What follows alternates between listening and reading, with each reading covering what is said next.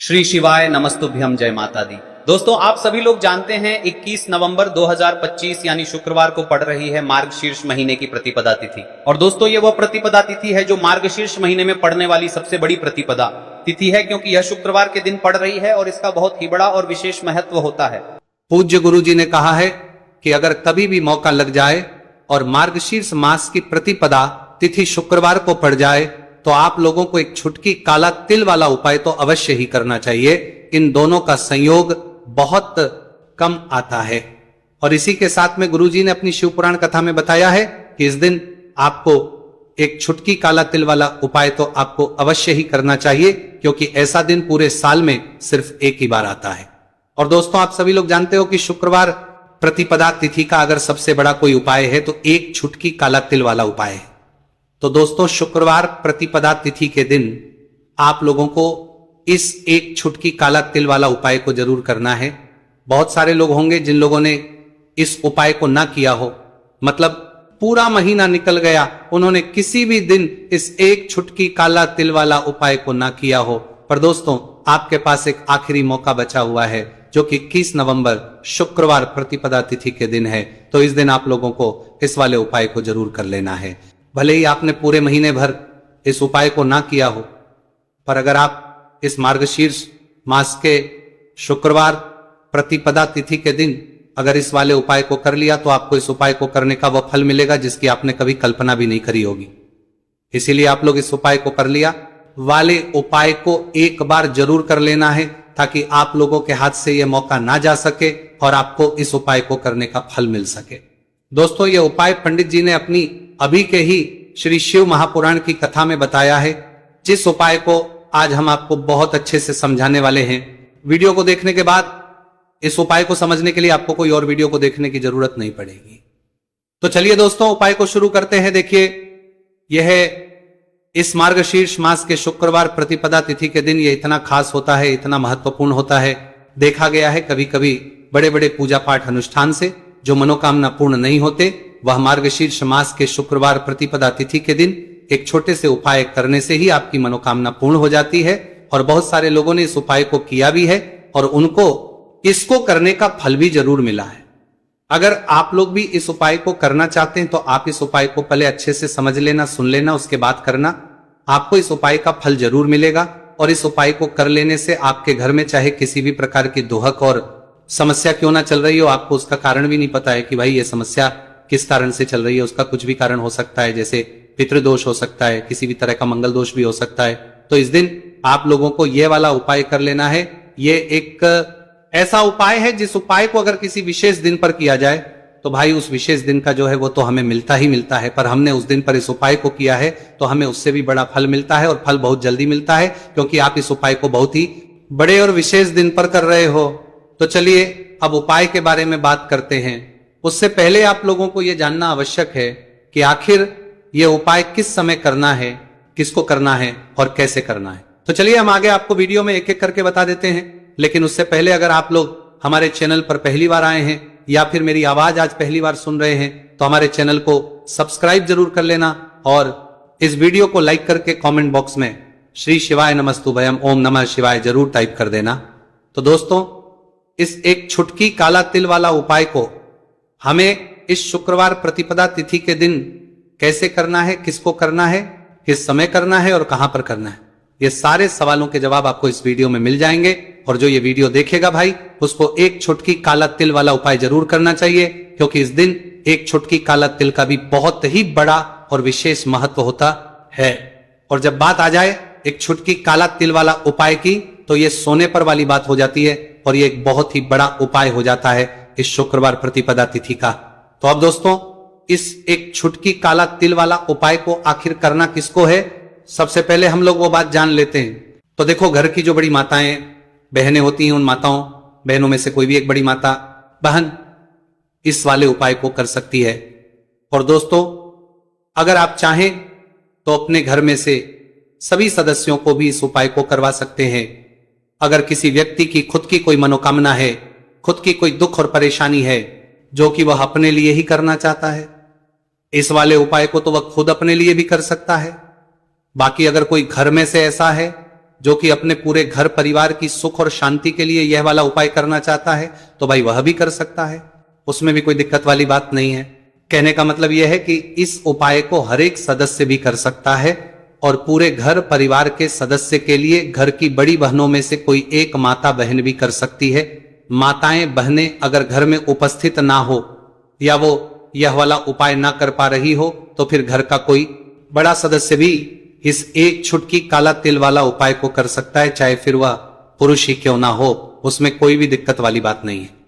अब दोस्तों जो अगला प्रश्न निकल कर आता है वह यह आता है इस उपाय को लेकर कि आखिर इस उपाय को हमें किस समय करना है, सुबह के समय करना है कि शाम के समय करना है।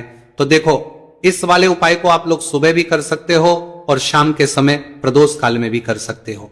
अब अगर आप पूछो कि भाई सबसे उत्तम समय कौन सा रहेगा इस एक छुटकी काला तिल वाला उपाय को करने का, तो हम आपसे बस यही कहेंगे कि इस उपाय को आप सुबह के समय करेंगे तो ज्यादा बेहतर होगा। बाकी अगर प्रदोष काल शाम के समय भी करेंगे तो भी अच्छा होगा, उसमें कोई भी दिक्कत वाली बात नहीं है। तो अब दोस्तों जो अगली सबसे बड़ी और महत्वपूर्ण बात आती है वो ये आती है कि सुबह अगर हम उपाय को करेंगे तो हमें कितने बजे से लेकर कितने बजे तक के बीच में करना है और शाम के समय प्रदोष काल में करेंगे तो हमें कितने बजे से लेकर कितने बजे के बीच में करना है। तो देखो सुबह जितनी जल्दी हो सके आप उपाय को करने की कोशिश करना। बाकी अगर किसी कारणवश लेट भी हो जाओ, थोड़ी देर भी हो जाए तो 10 या 11 बजे तक भी आप उपाय कर लेना, पर 12 बजे से ज्यादा देरी ना हो, ठीक है, इस बात का ध्यान रखना। उसके बाद में दोस्तों अगर के समय प्रदोष काल की बात करें, प्रदोष काल का जो समय है होता है वो शाम के 6 बजे से शुरू हो जाता है। मतलब शाम के 6 बजे से लेकर 7 बजे के बीच का जो समय होता है यह समय प्रदोष काल का समय होता है। तो आप इस उपाय को 7 या 8 बजे के बीच में भी कर सकते हो। मतलब शाम के 6 बजे से रात 8 बजे के बीच में आप कभी भी इस वाले उपाय को कर सकते हो, उसमें कोई भी दिक्कत वाली बात नहीं है। देखिए आज के इस पूरे वीडियो में हम आपको 3 चमत्कारिक उपाय बताने वाले हैं। ये तीनों ही उपाय बहुत खास और बहुत ही विशेष होने वाले हैं। तो चलिए दोस्तों जान लेते हैं गुरुजी द्वारा बताए गए पहले उपाय के बारे में। देखिए ये उपाय आपको अपने परिवार के लिए करना है। यदि आप चाहते हैं कि आपका परिवार का प्रत्येक सदस्य तरक्की करें, उन्हें हर कार्य में सफलता की प्राप्ति हो, तो आपको यह उपाय करना है।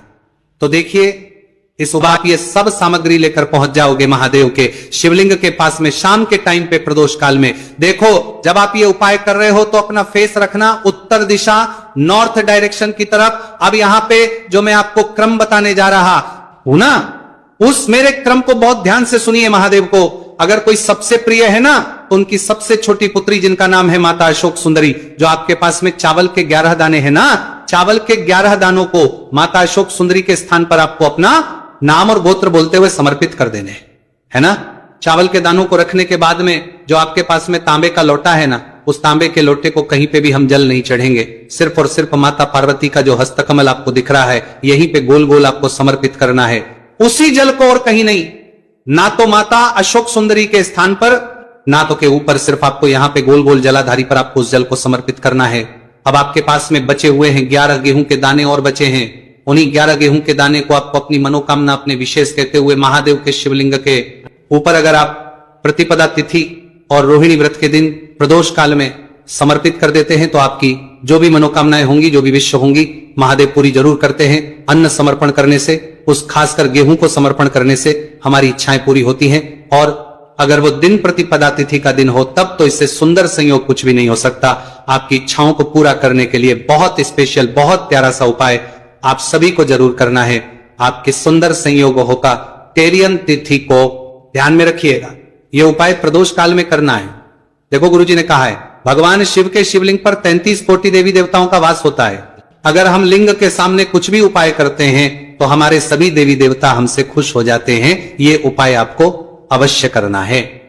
देखो सुबह के टाइम नहीं कर सकते, ठीक है। अब बात करते हैं अगले उपाय की। देखिए इस उपाय के लिए आपको 2 दीपक लेने होंगे। दोनों ही दीपक आप मिट्टी के भी ले सकते हैं और दोनों ही दीपक आप शुद्ध आटा मढ़कर उनके भी तैयार कर सकते हैं।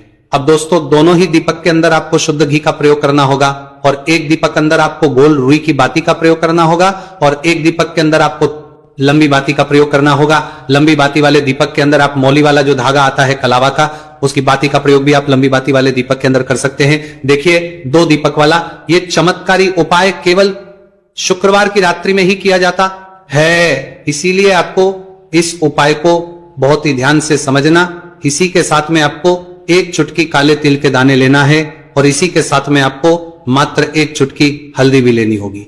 अब दोस्तों ये सभी सामग्री लेकर के आपको रात्रि के समय पहुंच जाना है अपने घर में, जहां कहीं भी तुलसी जी का पौधा, तुलसी माता का निवास स्थान है वहां पर। देखिए दोस्तों सबसे पहले तो आपके पास जो एक गोल बाती का दीपक, उसे आपको तुलसी जी के वहां पर प्रज्वलित करना है। दीपक को प्रज्वलित करते समय आपको ओम नमो भगवते वासुदेवा या इस मंत्र का 11 बार जाप कर लेना है। अब देखिए दोस्तों आप जो 1 चुटकी काले तिल के दाने लेकर के आए हैं उन्हें आपको अपने सीधे हाथ में रखना है और जो आपने गोल बाती वाला दीपक प्रज्वलित किया है माता तुलसी जी के वहां पर, उसके ऊपर से आपको इन 1 चुटकी काले तिल को घड़ी की दिशा में घुमाना है। आपको अपना नाम और अपनी गोत्र को बोल देना है और फिर आपको इन काले तिल को उससे जलते हुए दीपक के अंदर डाल देने हैं। देखिए काले तिल भगवान विष्णु के पसीने से उत्पन्न हुए हैं और जब हम यह दीपक रात्रि में प्रज्वलित करते हैं तो इससे हमें हमारे कर्ज में राहत मिलती है, हमारे जीवन में धन प्राप्ति के नए नए मार्ग खुलते हैं, हमारा अगर कोई भी कार्य रुका हुआ है तो वह भी परिपूर्ण होता है। देखिए गोलबाती का जो दीपक है विशेषकर हम माता तुलसी के वहां पर भगवान विष्णु और माता लक्ष्मी के निमित्त प्रज्वलित कर रहे हैं। इस प्रकार से आपको यह दीपक प्रज्वलित कर देना है। अब जो आपके लंबी बाती का दीपक है, चुटकी हल्दी है, तो इससे आपको लेकर के पहुंचना है अपने घर के मंदिर में।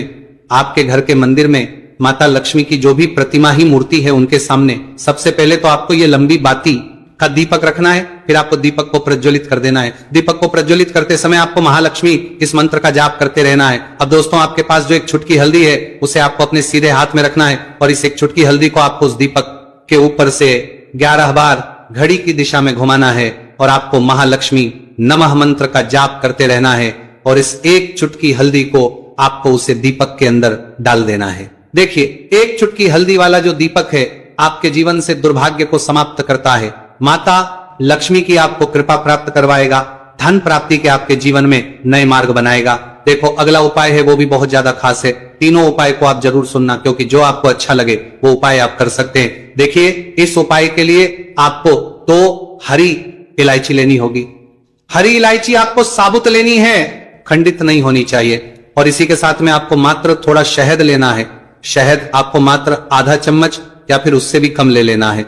और इसी के साथ में आपको एक दीपक दीपक आप चाहे तो मिट्टी का भी ले सकते हैं और आप चाहे तो शुद्ध आटा मढ़कर उसका दीपक भी आप तैयार कर सकते हैं। इस दीपक के अंदर आपको मौली का जो धागा आता है कलावा का, उसकी बाती का प्रयोग करना होगा। यानी कि इस दीपक के अंदर आपको लाल रंग की बाती का प्रयोग करना होगा और इस दीपक के अंदर आपको शुद्ध घी का प्रयोग करना होगा। अब ये सारी सामग्री लेकर के आपको अपने घर में जो भी मंदिर है वहां पर पहुंच जाना है और आपको मां लक्ष्मी के किसी भी स्वरूप के सामने बैठ जाना है। अगर माता लक्ष्मी की फोटो है, माता लक्ष्मी की प्रतिमा है तो उनके सामने आपको बैठ जाना है। अगर माता पार्वती की प्रतिमा है तो उनके सामने आपको बैठ जाना है, यानी कि किसी भी माता के स्वरूप के सामने आपको बैठ जाना है। अब देखिए सबसे पहले तो आपको माता रानी के सामने सी चावल की ढेरी बना देनी है, यानी कि सी अक्षत के दाने आपको माता रानी के सामने रखना है। उसके बाद आप एक दीपक लेकर के गए हैं, उस दीपक को आपको उन्हीं चावल के दानों के ऊपर रख देना है और फिर इस दीपक को आपको माता रानी के सामने प्रज्वलित कर देना है। देखिए इस दीपक को प्रज्वलित करते समय आपको लक्ष्मी नम इस मंत्र का लगातार जाप करते रहना है। दीपक को प्रज्वलित करने के बाद आप जो 2 हरी इलायची लेकर के गए हैं उसमें से 1 हरी इलायची को तो आपको उसी दीपक के अंदर डाल देनी है और वहीं पर आपको से कम 21 बार ओम महालक्ष्मी नमः इस मंत्र का जाप कर लेना है। अब आपके पास जो शहद है और 1 हरी इलायची है उसे सीधे आपको लेकर के पहुंच जाना है। भगवान शिव के मंदिर में पूज्य गुरु जी ने बताया है कि यह उपाय आपको सिर्फ और सिर्फ शाम के समय ही करना होगा। शाम को जब भी सूर्यास्त का समय होता है तो उस समय आपको ये उपाय करना है। लेकिन सबसे पहले तो आपके पास जो 1 हरी इलायची है उसे आपको उस शहद के अच्छे से डुबो देना है, यानी कि शहद का लेपन उसे हरी इलायची के ऊपर चारों तरफ आपको कर देना है। अब ये जो शहद से युक्त हरी इलायची है इससे आपको भगवान शिव के शिवलिंग पर अर्पित कर देनी है और आपको वो श्री इस मंत्र का लगातार जाप करते रहना है। फिर इसके बाद आपको 1 लोटा जल भी अपने साथ लेकर के जाना है। तो ये एक लोटा जल भी आपको धीरे धीरे शिवलिंग पर समर्पित कर देना है और आपको इस मंत्र का जाप करते रहना है। फिर इसके बाद आपको अपने घर आ जाना है। इस प्रकार से आपको ये उपाय कर लेना है। तो चलिए दोस्तों, जान लेते हैं गुरुजी द्वारा बताए गए दूसरे उपाय के बारे में। देखिए, इस उपाय के लिए आपको लेना है 11 चावल के दाने। गुरुजी ने कहा है चावल के दाने खंडित नहीं लेने हैं, बिल्कुल साबित होने चाहिए। उसके साथ में आपको लेना है एक बेलपत्र। बेलपत्र का भी नियम है, अगर आपके पास बेलपत्र नहीं है तो आप शिवलिंग से उठाकर उसको पुनः शुद्ध जल से धोकर इस्तेमाल कर सकते हैं। इस प्रकार आपको बेलपत्र लेना है। इसके बाद आपको एक लोटा जल लेना है। अब ये सब सामग्री लेकर आपको जाना है महादेव के मंदिर में। देखो, अब आपको उत्तर साइड में खड़े हो जाना है और सबसे पहले आपको एक बेलपत्र अपने हाथ पर और 11 चावल दाने रखकर शिवलिंग के ऊपर अपना नाम और गोत्र बोलते हुए समर्पित कर देना है और का लगातार जाप करना है। अब आपको जो एक लोटा जल साथ में लेकर आए थे उसे धीरे धीरे बेलपत्र और चावल दाने के ठीक ऊपर आपको समर्पित करते जाना है और शिव पुराण के मूल मंत्र श्री शिवी का 11 बार जाप करना है और अपनी मनोकामना बोलते जाना है। देखो, बस छोटा सा उपाय करना है, देखना एक दिन आपके सब काम बनने लग जाएंगे। गुरुजी का बहुत ही विशेष उपाय है। चलते हैं तीसरे उपाय के। देखो, इस उपाय के लिए आपको लेना है एक गोल बाती का दीपक। आप चाहे तो मिट्टी का ले सकते हैं या फिर घर से शुद्ध आटा मढ़कर उसका दीपक आप तैयार कर सकते हैं।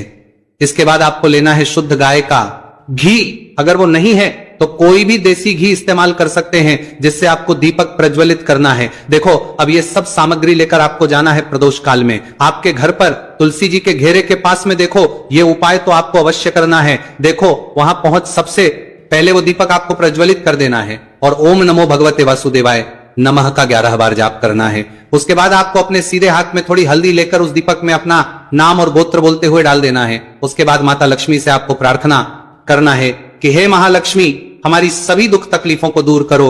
हे महादेव, हमारे सब दुख कष्टों को खत्म करो। इस भावना से आपको ये उपाय करना है। ठीक है ना। अब देखिए, ये सारा सामान लेकर घर के कमरे में आप बैठ जाए, चाहे तो दरवाजा लॉक कर ले जिससे कि कोई आपको डिस्टर्ब ना कर पाए। ठीक है ना। जमीन पर बैठकर या ऊपर बैठकर, कहीं भी बैठकर आप इस उपाय को कर सकते हैं। अगर जमीन पर बैठ जाते हैं तो ज्यादा उत्तम है। तो देखिए, जो हरी मिर्च आपके पास है, ठीक है ना, सबसे पहले आपको क्या करना है, उसे उठाना है और जो काले रंग का कलम और पेन आपने लिया है उसे हरी मिर्च के ऊपर लिखना है। सब अपने शत्रु का, अपने दुश्मन का नाम जानते हैं तो ज्यादा से ज्यादा 3 नाम लिख सकते हैं। अगर 3 से ज्यादा आपके शत्रु है फिर आप उसका नाम ना लिखकर केवल शत्रु लिखे। काले रंग का जो भी अपने कलम लिया है, पेन लिया है, उसी से आपको लिखना है। अब इसके बाद इस हरी मिर्च के ऊपर जो सुई आपने ली है उससे 5 छेद आपको कर लेने हैं जिससे कि आसानी से आप उसके अंदर लौंग लगा सके। देखिए, सीधे सीधे आप हरी मिर्च में लौंग गाड़ेंगे तो लौंग हो सकता है टूट जाए और टूटी हुई लौंग से ये उपाय आपको नहीं करना है। छेद करने के लिए सुई का इस्तेमाल आप यहां पर करें। तो देखिए, जब 5 छेद आप कर लेंगे, इसके बाद आपको क्या करना है, उस 5 और छेद में 5 लौंग को एक एक करके गाड़ देना है। लेकिन हर लौंग को गाड़ते समय आपको शत्रु का नाम बोलना है। जैसे मान लीजिए आपको आपके शत्रु का नाम पता है, जो भी आपका दुश्मन है उसका नाम आप जानते हैं, तब तो आप नाम बोलेंगे। अगर आपको नाम पता ही नहीं है या आपके शत्रु बहुत ज्यादा है, उनकी संख्या बहुत है, या फिर गुप्त शत्रु आपके हैं, फिर आप नाम लेकर शत्रु यहां पर बोले। हर लौंग को गाड़ते समय तो 5 लौंग हरी मिर्च में आपको गाड़ते जाना है और आपके शत्रु हर लौंग को गाड़ते समय बोलना है, 5 बार बोलना है। ठीक है ना। इसके बाद आपको एक मंत्र यहां पर बोलना है, हे माँ दुर्गा शत्रु की नाश हो, हे माँ दुर्गा शत्रु की विनाश हो। इतना आपको बोलना है। ठीक है ना। इसके बाद आपको क्या करना है, देवी दुर्गा माँ से प्रार्थना करनी है कि हे जगत जननी जगदम्बा, मेरे जो भी शत्रु हैं, गुप्त या सामने से हैं, आप उन सभी को मेरे जीवन से दूर करिए, मेरे जीवन से उन्हें निकाल दीजिए। इस तरह से प्रार्थना करने के बाद आपको क्या करना है, उस पूरी हरी मिर्च को कहीं पर या तो आप उसे मिट्टी में दबा दीजिए या फिर सुनसान स्थान पर उसे फेंक कर आ जाइए। ठीक है ना। अपने घर से थोड़ी दूर पर, ज्यादा पास आपको नहीं फेंकना है। अगर मिट्टी है तो मिट्टी में भी दबा सकते हैं। तो ये उपाय सिर्फ और सिर्फ आपको एक बार ही करना है। एक बार में ही आपके जो शत्रु है ना, वो आपके जीवन से दूर हो जाएंगे, बिल्कुल हो जाएंगे। उनकी सारी शक्ति क्षण हो जाएगी और आपका कुछ नहीं बिगाड़ पाएंगे। तो चाहे आपके शत्रु 1000 हैं, लाख है, कितने भी हैं, गुप्त हैं, सामने से हैं, सभी के लिए ये उपाय आप कर सकते हैं। स्त्री पुरुष कोई भी इस उपाय को कर सकता है, किसी भी समय आप इस उपाय को कर सकते हैं, सुबह में भी कर सकते हैं, शाम को भी कर सकते हैं।